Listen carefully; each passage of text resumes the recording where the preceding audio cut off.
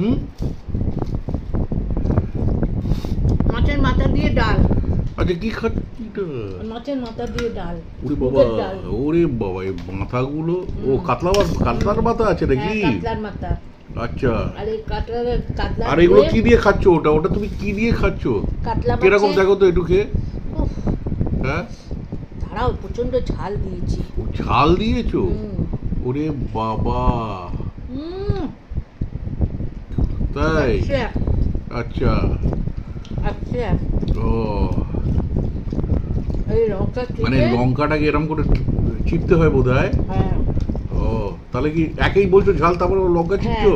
আরো সুন্দর ঝালটা আবার মুখে হ্যাঁ। লেগে থাকবে। ও মাছের দাগা পিস, হুম, সলিড।